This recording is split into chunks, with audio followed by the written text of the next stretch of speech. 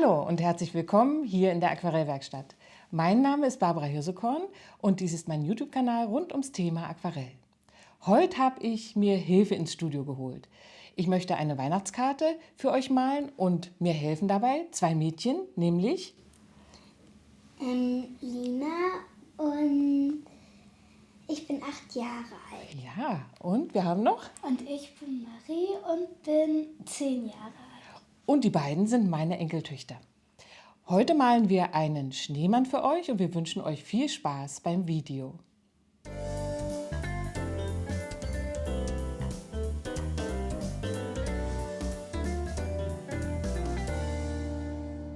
Bevor es gleich mit dem Malen losgeht, möchte ich alle herzlich einladen zum öffentlichen Livestream am 16. Dezember 2025 hier auf diesem Kanal.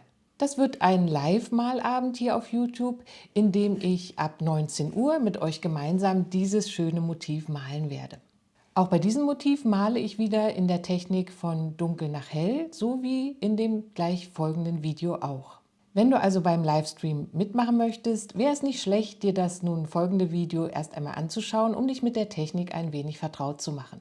Der Livestream ist völlig kostenlos, jeder kann mitmachen. Die Skizze, das Referenzfoto und auch die Materialliste für diesen Stream findet ihr auf unserer Steady-Seite.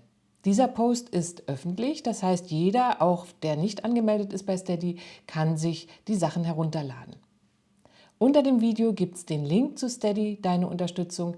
Da mal draufklicken und dann findest du den öffentlichen Post. Ich freue mich über jeden, der am 16.12. dabei ist. Das wird bestimmt ein toller Malabend mit vielen gemeinsam malenden Menschen. Jetzt geht's aber zunächst mal los mit unserem heutigen Motiv. Viel Spaß beim Video. Die heute verwendeten Materialien sind folgende Farben: Cadmiumfreies Cadmiumrot, Sienna gebrannt, Neutraltinte, Cerulean Blue von Winsor Newton, Ultramarin Feinst von der Firma Schminke, Titanweiß von Winsor Newton, Lasurorange von Schminke und Permanent Alizarin Karmesin von Winsor Newton. Wir malen auf Baumwollpapier der Firma Arches, 300 Gramm Graphit. Das Format ist etwas kleiner als DIN A4. Wir arbeiten mit den Pinseln aus meiner eigenen Pinselserie, dem Rotmalerpinsel in der Größe 10, dem Linierer in der Größe 4 und dem kleinen synthetischen Rundpinsel in der Größe 6. Außerdem, wenn ihr das Motiv nachmachen wollt, braucht ihr eine Zahnbürste zum Aufspritzen der Schneeflocken und eine Sprühflasche. Das erste, was wir jetzt mal machen wollen, ist eine kleine Bleistiftskizze von unserem Schneemann. Wir haben ja neulich den Schneemann gebaut, ne, bei euch im Garten. Da hat es nämlich schon geschneit bei uns in Norddeutschland. Und so einen wollen wir jetzt zeichnen. Und der besteht ja aus so Kugeln, eigentlich 3 übereinander, aber Oma macht nur einen mit 2. Ihr könnt ja gucken, wie ihr wollt. Also ob ihr auch einen mit 2 Kugeln nur machen wollt oder mit 3 Kugeln. Also Oma macht hier mal so vor, wie sie sich das so vorstellt. Hier ist die große Kugel. Ich kann keine Kugeln malen. Nee, aber so ein Ei kannst du bestimmt. Auch nicht so. Los, jetzt alle mal so eine Kugel hier. Und obendrauf machen wir noch eine kleine Kugel. Und dann haben wir schon mal uns die Kugelsache ein bisschen erleichtert und dann machen wir nicht 3 Kugeln, sondern nur 2. Jeder versucht jetzt das so ein bisschen zu machen und wenn es ein Ei ist, ist auch schön. Erinnerst du dich, wie der Schneemann, super schöne Kugel schon, wie der Schneemann, als du den gerollt hast, Lina, weißt du noch, war der denn so richtig rund? Bestimmt nicht. Genau, und so ein komisches Kullerei machst du jetzt einfach auch. Weil richtig rund ist der in den seltensten Fällen, wenn wir den Schneemann machen. Genau, hier sieht er schon super gut aus. Schön. Vielleicht willst du den so ein bisschen größer machen. Nee, ich habe eine bessere Idee. Guck mal, das ist schon dein Kopf. Und jetzt machst du unten noch eine große Kugel dran. Aber ich finde, der Kopf ist ein bisschen schief gerutscht. Ja, wenn euch das zu schief ist, habe ich euch hier Radiergummis. Da hast du noch einen, hier hast du einen. Und dann könnt ihr noch mal radieren und das noch mal ein bisschen korrigieren, wenn ihr wollt. So.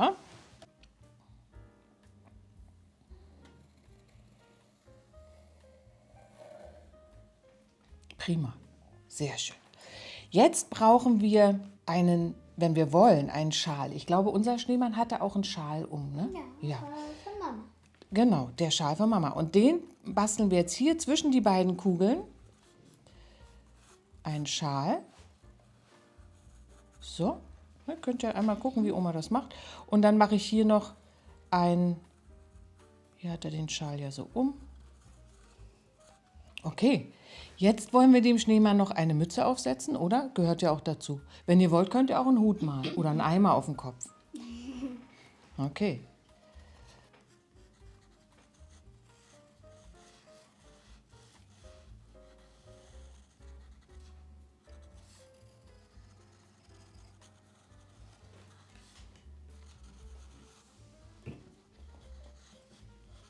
Jetzt, was machen wir jetzt? Die Augen? Ja. Okay, 2 Augen.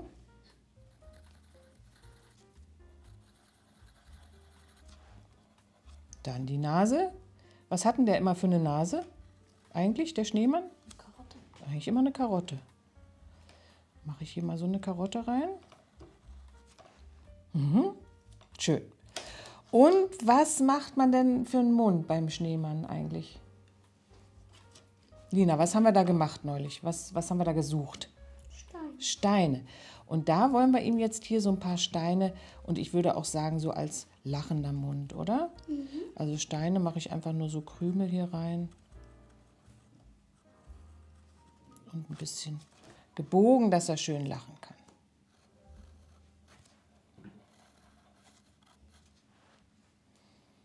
Na, sieht doch schon toll aus, unser Schneemann. Jetzt habe ich folgende Idee. Und zwar soll es ja auch ein bisschen schneien auf dem Bild. Und ich finde es schön, wenn der Schneemann hier vorne so ein bisschen in so einer Schneelandschaft drin liegt. Das heißt, hier setze ich die untere Seite von der Kugel, ja, die setze ich hier so in so eine Schneegestöber-Geschichte rein. Und dann können wir auch, wenn wir das so ein bisschen gemalt haben, wie so ein kleiner Hügel oder so, können wir den Schneemann selber wegradieren. Unten die Kugel hier, ja, und da ist eben so ein, ja, wie könnte man das sagen? Wo steht der drin? In so einer Wiese. Wiese, die aber beschneit ist. Und hier hinten gibt es auch noch so ein bisschen Wiese. Das machen wir nachher dunkel. Und dann hat der Schneemann eine Wiese oder einen Grund hier unten, wo er einen Vorgarten, wo er auch drin stehen kann. Und mit der Krümel-Schneewiese hier könnt ihr ruhig ein bisschen höher gehen. Also so, dass die Kugel hier unten wirklich drin verschwindet. Ja, man könnte es auch noch ein bisschen höher machen, aber so ist schon ganz gut. Fehlt denn noch irgendwas bei meinem Schneemann jetzt hier? Die Arme. Die Arme fehlen noch. Was machen wir als Arme? Äste. Äste, okay. Hier für die Arme. Und die Äste, würde ich vorschlagen, machen wir gar nicht so richtig dick, sondern dünner, weil die machen wir nachher sowieso mit dem Pinsel. Brauchen wir eigentlich gar nicht so richtig vorzuzeichnen. Bei mir kommt ein Ast ein bisschen hier raus, weil meiner ist so ein bisschen von der Seite, mein Schneemann. Und ich glaube, manchmal wird beim Schneemann auch noch in die große Kugel werden so ein paar Knöpfe reingedrückt, oder? Habt ihr das schon mal gemacht? Trotzdem. Könnten wir mal machen. Okay, also ich mache jetzt hier noch ein paar Knöpfe, sagen wir mal 3. Dann haben wir nachher unsere Kugel auch schön belebt noch. Okay. Das war ja schon mal einfach, oder? Die Vorzeichnung? Dann geht's jetzt los, würde ich sagen. Ich radiere jetzt hier die überflüssigen Striche, die ich nicht brauche. Die radiere ich mal so ein bisschen weg. Hier habe ich noch so ein paar. So, habt ihr auch überflüssige? Nee, ihr habt gar keine überflüssigen Striche. Guck mal, hier im Schal könntest du die Kugel noch wegradieren. Das hilft dir nachher, um das ein bisschen besser sehen zu können. Dann habe ich euch ja schon auf eure Paletten Farben gegeben. Ihr habt jeder einen Pinsel. Wollen wir mal den richtigen raussuchen? Genau, das ist der Rotmalerpinsel. Der, siehst du, mit einem geübten Griff, hier haben sie den schon genommen aus den vielen Pinseln, die ich da hingelegt habe. Die anderen brauchen wir auch alle noch nachher. Und wir haben Farben, wir haben verschiedene Blautöne, wir haben ein Türkis, ein Sienna gebrannt und Rot natürlich für die Karotte nachher. Aber was wir jetzt zunächst mal machen wollen, ist, wir wollen das Schneegestöber malen. Und dafür müsst ihr den Pinsel erstmal anfeuchten mit klarem Wasser. Und wir machen jetzt dafür den Hintergrund schön mit klarem Wasser nass. Wir hören aber an der Stelle, wo der Schneemann hier auf seiner Wiese steht, da hören wir auf. Und den Schneemann selber machen wir auch nicht nass. Um den male ich jetzt sozusagen mit dem Wasser herum um den Schneemann. Und richtig schön nass machen. Das kann richtig so eine kleine Überschwemmung auf dem Blatt geben, ja? So, guck mal, wie es jetzt hier schwimmt. So nass muss es sein. Okay, So, dass es glänzt. genau. Schneemann muss schwimmen können. Der Schneemann muss richtig im Schneegestöber schwimmen können. So, dass es glänzt, hat Marie gesagt. Genau, das ist auch richtig. Seepferdchen muss er gemacht haben. Genau. Das wäre gut, wenn er sein Seepferdchen gemacht hat. So? Ja, sieht gut aus. Glänzt es bei dir, das Papier? Okay, dann ist es richtig. Jetzt müssen wir bereithalten unsere Sprühflaschen. Hatte ich schon ausgeteilt, glaube ich. Lina hat noch keine. Genau, aber erstmal werden wir jetzt eine schöne Blaumischung herstellen. Und zwar habe ich euch ja ein helles Blau ausgeteilt. Das mischt ihr jetzt erstmal. Und ich könnte mir vorstellen, man löst das so ein bisschen an und dann könnte man das in die Mitte von der Palette nochmal rein. Und jetzt nehme ich jetzt, aber wie ihr wollt, ihr könnt entweder mit dem Blau arbeiten, weil das ist ja auch schon ein schönes Blau. Ich nehme aber noch ein bisschen dunkles Blau dazu. Und was könnte man noch, wenn es so richtig schneit? Türkis könnte man auch mit reinnehmen. Oder noch ein bisschen von dem dunklen Rot. Dann wird es ein bisschen, steht der Schneemann da im nächtlichen Schneegestöber. Ist ja auch schön. Und je dunkler man das macht, umso mehr leuchtet es. Jetzt müssen wir, bevor unser Papier bevor unser Papier trocken ist, schon mit dem Pinsel hier reinarbeiten. Guck mal. Und wieder arbeiten wir um den Schneemann herum. Und wenn es bei euch ein bisschen dunkler aussieht, ist es super. Ja, dann ist es eben ein sonnigerer Tag. Also das kann jetzt aussehen, wie es will.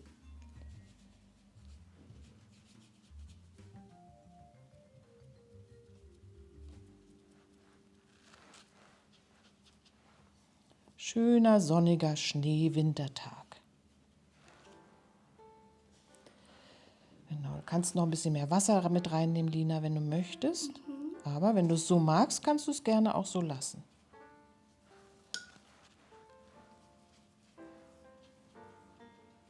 So, und hier vorne lassen wir es schön hell auf der Wiese vorne. Aber wir können so ein paar kleine, zarte Pinselspuren und ein paar Spritzer hier vorne auf die Wiese noch drauf tun.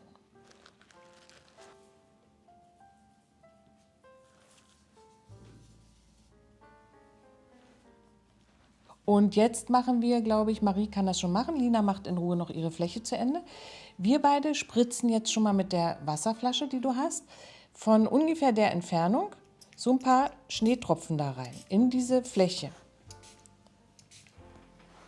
Probier das mal mit deiner Sprühflasche. So von hier oben einfach ein paar Mal draufdrücken und zielen. Genau, siehst ja dann, ob es ankommt auf dem Blatt oder nicht. Ja, noch ein bisschen nach da. Genau, super.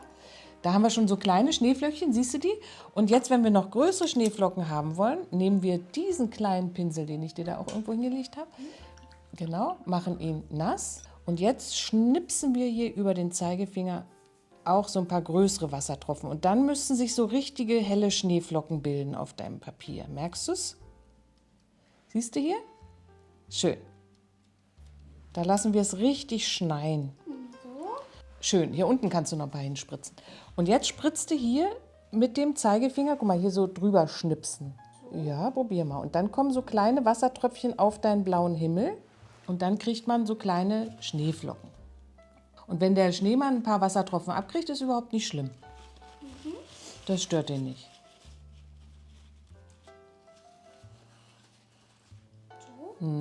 Schneit doch schon ganz ordentlich, oder? Okay, jetzt muss das erstmal trocknen und dann machen wir gleich mit dem Schneemann weiter. So, als nächstes malen wir die 2 Kugeln. Denn ich habe so die Idee, dass vielleicht die Sonne scheint. Ihr habt so schöne sonnige Winterhimmel gemalt, könnten wir sagen, die Sonne sitzt hier ungefähr hier so am Himmel und scheint von der Seite auf den Schneemann drauf. Das heißt, hier ist der Schneemann richtig im Sonnenlicht und hier ist er ein bisschen schattiger. Ja? Und das geht ganz einfach, sowas zu malen. Nämlich, man macht es so, dass man die Kugel wieder zunächst mit klarem Wasser nass macht, hier. Und den Schal, den lassen wir aus, den machen wir nicht nass, nur die Kugel hier. Und über die Knöpfe rüber, weil die werden später draufgesetzt. Und ihr müsst die Kugel nicht ganz bis zum linken Rand nass machen. Also es reicht, wenn man, naja, komm, wir machen die Kugel einfach ganz nass. Ist einfacher. Die Kugel wird nass gemacht, die untere. Und der Schal wird ausgespart. Also der wird nicht nass gemacht. Genau, ihr macht es super. Und über die Knöpfe ruhig rüber.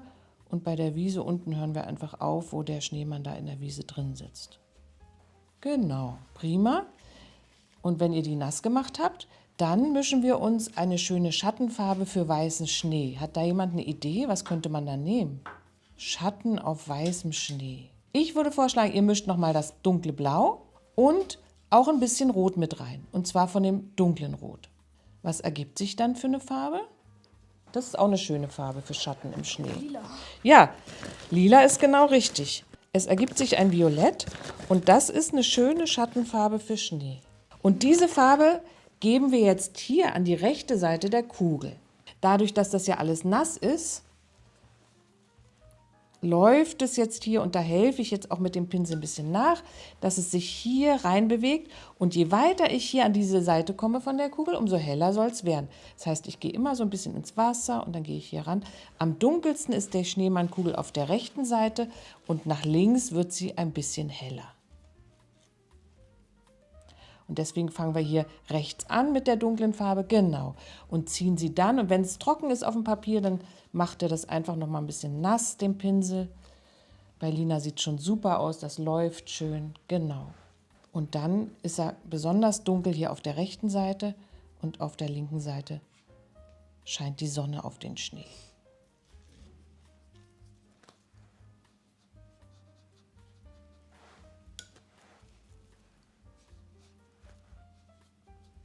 Genau, und links soll möglichst viel Helligkeit erhalten bleiben. Ne? Da, wo die Sonne drauf scheint, da wollen wir gar nicht so viel Farbe drauf malen.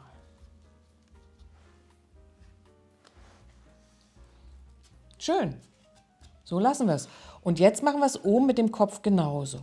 Da würde ich versuchen, also wir machen wieder nass. Und ich würde versuchen, die Möhre auszusparen, wenn es geht. Die machen wir nicht nass, weil die sieht nachher am besten aus, wenn die einfach ausgemalt wird mit dem Orange. Dann leuchtet die am besten. Das kriegen wir ja hin, oder? Nass machen und wieder, die Mischung haben wir ja noch von unserem Violett, hier an die rechte Seite geben, weil da kommt nicht so viel Licht hin. Und was ich auch noch mache, ich gebe so einen kleinen Strich hier unter die Mütze, weil die Mütze ja auf dem Kopf drauf sitzt und auch so ein bisschen Schatten werfen würde auf den Kopf von dem Schneemann. Ja, aufpassen, dass er schön hell bleibt, der Schneemann, dass er nicht zu dunkel wird insgesamt. Das sieht gut aus. Und wenn es jetzt zu darunter läuft, weiß der, Pinsel trocken machen und absaugen. Kannst du hier wieder so ein bisschen absaugen, dann läuft es nicht so rein ins Gesicht. Genau. Ja, kannst du, ja, genau. Guck mal, so hast du es schön. Schön, das hat gut geklappt. Jetzt muss das leider schon wieder trocknen. Ist schon wieder Zeit für einen Keks. Also Trocknungspause, kann man sich ein bisschen erholen oder einen Keks essen. Also, was kommt jetzt? Die Möhre. Die Möhre? Finde ich gut. Dann haben wir schon mal was Leuchtendes im Bild. Für die Möhre würde ich sagen, nehmen wir uns ein Orange. Findet ihr das auf eurer Palette? Wie ihr wollt. Mit dem kleinen oder mit dem etwas größeren. Der hat ja auch eine schöne Spitze, wie ihr möchtet. Also wir haben ja das Orange, das ist Lasurorange. Und damit male ich jetzt die Möhre erstmal an. Ach, ist das schön, wie das leuchtet. Wir haben ja so viel Blau schon in unserem Bild, da wird einem ja schon fast ein bisschen kalt. Und jetzt kriegen wir was Schönes, Warmes da rein. Und dann würde ich noch so ein bisschen von dem Rot, nee, das ist gar kein Rot, hier ist das Rot, in den unteren Bereich der Möhre hier, der Karotte. Das Helle. Genau, das Helle haben wir jetzt auf der Nase drauf und wenn die Sonne hier oben steht, ja, links oben steht, dann kommt ja unten bei dieser Karotte hier nicht ganz so viel Licht an. Deswegen habe ich jetzt das nochmal genommen und unten nochmal reingetupft in die Nase. Genau so, ja. Und wenn das dann so alleine ein bisschen hochfließt, ist super. Das lassen wir so. Das sieht schön aus. Mal wie schön dieser leuchtende Fleck jetzt in dem ganzen Blau aussieht, oder? Finde ich total klasse. Gut, jetzt würde ich den Schal malen und den grundiere ich jetzt erstmal, so nenne ich das, mit einem schönen Rotton. Und da könnt ihr jetzt entweder wieder das Orange nehmen oder ihr nehmt das Cadmiumrot, das ist dieses richtige Ampelrot hier, was ich euch gegeben habe. Das ist das Ampelrot und das ist das dunkle Rot. Das könnte man auch nehmen. Also ihr habt jetzt 3 Möglichkeiten, den Schal zu malen. Entweder mit Orange, mit dem Ampelrot oder sogar mit dem dunklen. Oder alle 3 zusammen. Und ich finde es immer schön, wenn sich diese Rottöne so abwechseln auf dem Papier. Wenn nicht alles in dem gleichen Rot ist, sondern dass so ein bisschen auf dem Papier auch gemischt ist. Jetzt nehme ich ein bisschen Orange dazu, aber das macht einfach jeder, wie er möchte.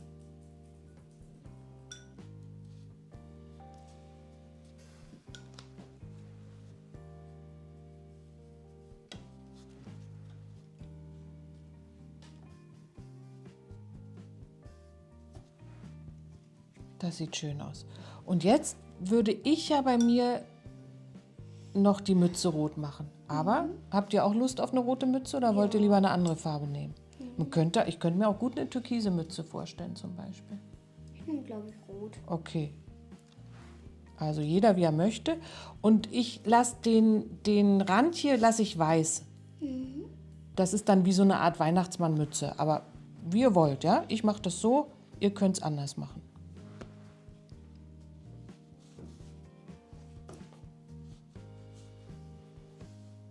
Man kann wieder diese Rottöne einfach mischen in der Mütze.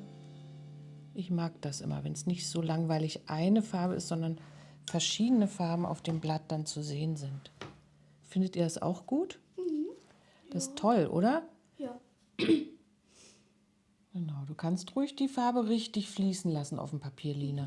Muss nicht so trocken. Es kann ruhig so eine richtige, guck mal, hier ist so eine richtige Soße auf dem Papier. Sehr schön. Und jetzt müssen wir die Mütze hier, ist jetzt ja noch sehr weiß, ja? Da machen wir wieder gleiche Sache wie bei den Kugeln, nur wir machen die jetzt nicht vorher nass, weil die Fläche ist zu klein. Versucht mal euch wieder so einen Blauton oder was immer ihr hier bei der Kugel hattet, nochmal anzumischen. Und schaut mal, was ich mache. Erstmal kurz vielleicht zugucken.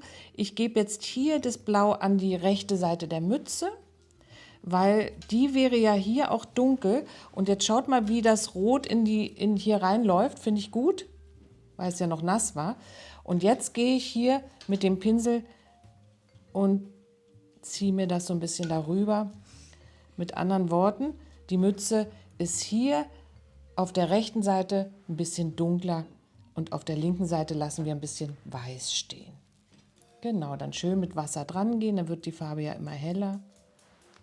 Dass sie ein bisschen dunkler ist auf der rechten Seite als auf der linken, weil da kommt ja nicht so viel. Und wieder absaugen, wenn du möchtest. Hier war ein Tropfen, lass mich den mal wegmachen. So. Muss gar nicht viel sein, nur so ein bisschen.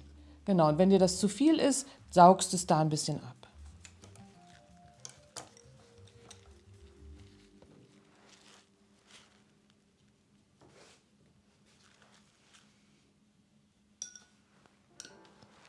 Die Bommel habt ihr schon oben?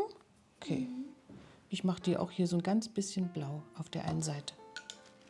Aber wenn so rot ist, ist es auch schön. Jetzt könnten wir die Augen und den Mund malen, oder? Da können wir einmal fühlen, ob das Gesicht schön trocken ist, weil das darf nicht mehr nass sein. Okay. Jetzt habe ich uns noch gar kein Schwarz ausgeteilt, aber das würde ich, glaube ich, jetzt nehmen. Man kann sich das zwar auch selber mischen, aber ich glaube, diese Augen, wenn das so dunkle Steine sind oder sogar so Kohlestücke, da ist am besten, man hat ein bisschen Schwarz. Ich gebe euch jetzt hier Neutraltinte, heißt die Farbe. Es ist aber quasi ein Schwarz. Genau, schöne, kullerige Augen. Und man kann das Schwarz da auch mal ein bisschen variieren, indem man einfach ein bisschen Rot mit reingibt zum Beispiel. Ja? Dann wird es eher so ein Braun. Also es muss gar nicht immer alles mit der einen Farbe sein, aber kann.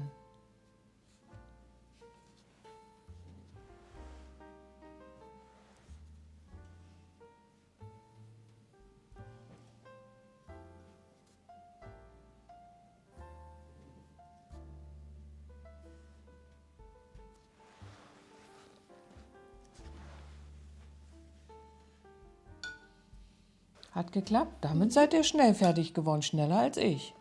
Toll. So, jetzt würde ich die Äste schon malen, oder? Ja. Die Arme. Und da habe ich euch so einen ganz lustigen Pinsel hier hingelegt. Guckt mal, ob ihr den findet. Das ist ein sogenannter Linierer. Und der hat ja einen ganz langen Pinselkörper. Ne? Und mit dem, ich zeige es euch erstmal hier so auf dem Papier, genau, könnt ihr hier ansetzen und dann könnt ihr so ein bisschen zittern und dann kann man hier wunderschön die Äste malen. Ja?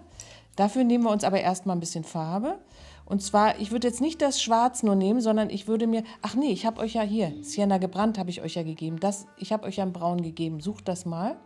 Und dann könnt ihr hier erstmal am Rand Oma, bei mir ist das schon hart geworden, aber wenn du ein bisschen rührst, dann kannst du es, glaube ich, wieder anlösen. Guck mal, dann könnt ihr hier auf diesen Tesa Crepe, was da am Rand ist, ein bisschen probieren.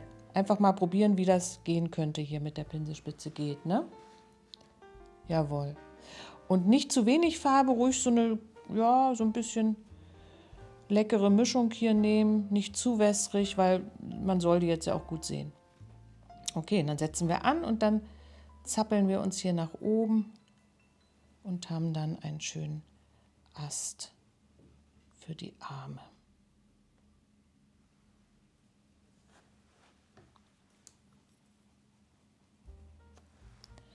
Und auf der anderen Seite auch. Also ich finde unsere Schneemänner schon richtig gut. Was wir jetzt noch machen können, ist ein bisschen mehr Sonne in das Bild zu bringen, indem wir so ein paar Sachen noch mit einem kleinen Schattenauftrag versehen. Habt ihr dazu Lust? Ja. Oh, okay. Könnt ihr auch sagen, ist schon fertig, das Bild.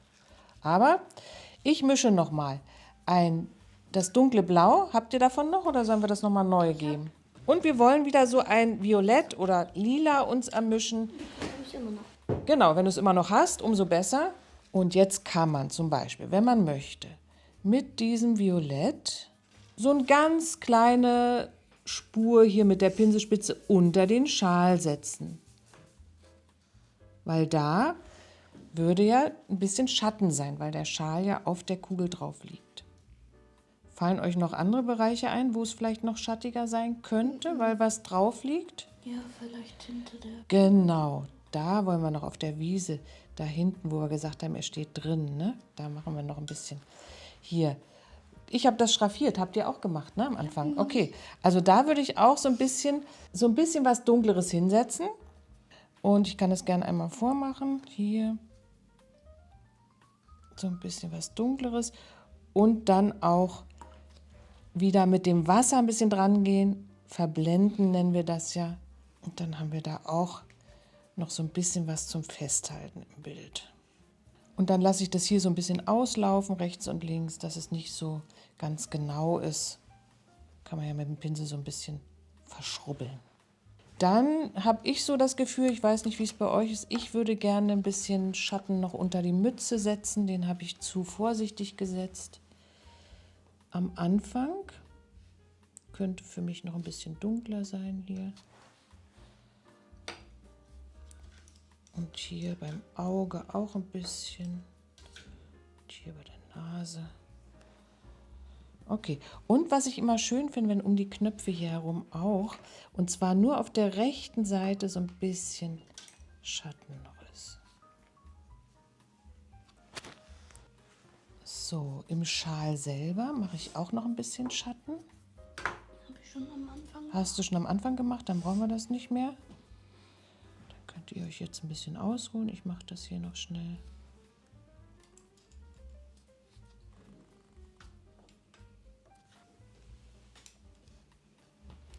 Und dann wollen wir noch ein bisschen Schneegestöber aufs Papier bringen.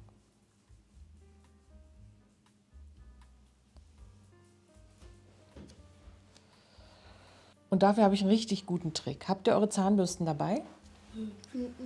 Heute nicht die Zahnbürsten dabei. Wie gut, dass ich hier noch alte Zahnbürsten gefunden habe. Jeder kriegt jetzt eine Zahnbürste, aber nicht in den Mund damit, okay? Also, wir brauchen jetzt Weiß. Das ist die Farbe Titanweiß. Mal gucken, ob ich die hier habe. Wir machen mal so ein bisschen was auf der Palette hier in der Mitte sauber. Habt ihr noch ein Fach? Bräuchtet ihr noch? Du hast noch ein Fach, das ist gut. Wenn es so einigermaßen sauber ist, reicht es, weil wir jetzt mit unserem Weiß noch spritzen müssen.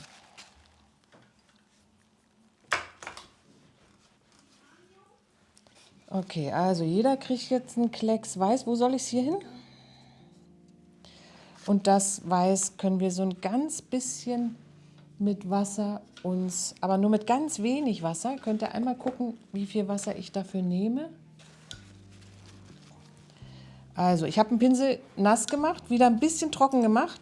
Und jetzt versuche ich mir hier so eine Farbmasse hinzulegen, die so ist wie wie richtig flüssige Zahnpasta. Und der Pinsel wird jetzt beiseite gelegt und jetzt kommt die Zahnbürste. Und die machen wir auch so ein bisschen nass vorher im Wasserglas. Einmal ein bisschen reintunken, bisschen ins Tuch. Und jetzt vielleicht einmal gucken, wie ich es mache. Mit der Zahnbürste hier in diese Weißmasse rein. Und jetzt gehe ich mit der Zahnbürste ziemlich dicht über mein Blatt und schnipse jetzt hier, wenn ihr einmal guckt, so lang und guck, was passiert. Erstmal gucken, was passiert. Da kommen kleine Schneeflocken auf mein Blatt. Und dabei drehe ich die Zahnbürste ganz ein bisschen immer, dass die nicht so in eine Richtung spritzen, sondern in verschiedene Richtungen. Und das müsst ihr ein bisschen probieren. Manchmal spritzt es nicht gleich am Anfang was raus. Da muss man dann ein bisschen mehr Weiß nehmen. Haben wir noch Weiß? Ich brauche generell mehr Weiß. Du brauchst mehr Weiß. Bei Lina schneit es schon. Toll. So, wo ist jetzt das Weiß? Mein Schneeblank bleibt richtig klein. Also mein Olaf. Heißt der Olaf? Ja. Aha. Marie, wie heißt deiner? Hat der auch schon einen Namen? Meiner hat auch noch keinen Namen, aber vielleicht Mama sagt können wir uns immer noch einen überlegen. dass mein Schneemann so aussieht wie Olaf. Deswegen nenne ich ihn jetzt Olaf. Ja. Das finde ich gut. Guck mal, Oma, bei mir schon richtiger Ja, Schneesturm. das macht richtig Spaß, ne? Möchte man gar nicht wieder mit aufhören. Genau, schön, guck mal, so drüber halten, so. Und dann, das machst du gut. Und vielleicht ein bisschen mehr Wasser rein, dann spritzt es noch ein bisschen besser, wenn man... Ich finde es bei dir schon perfekt. Geht's jetzt? Jawohl.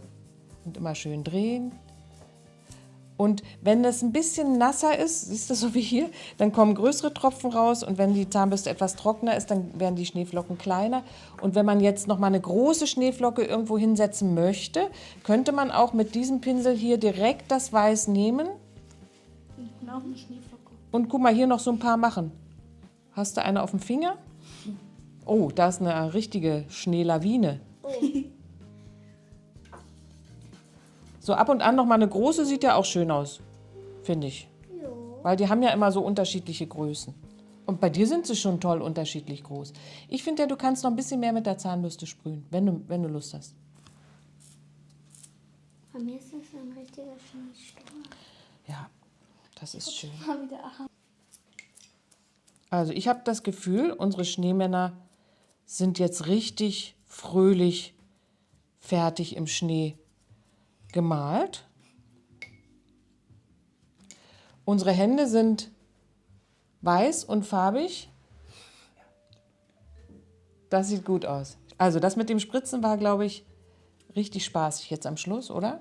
Ja. Ja, das hat Spaß gemacht. So, das war's für heute. Unsere 3 Schneemänner stehen im Schneegestöber und warten auf die schöne Weihnachtszeit. Hat's euch Spaß gemacht, Kinder? Ja. Ja. Und was hat euch am meisten Spaß gemacht?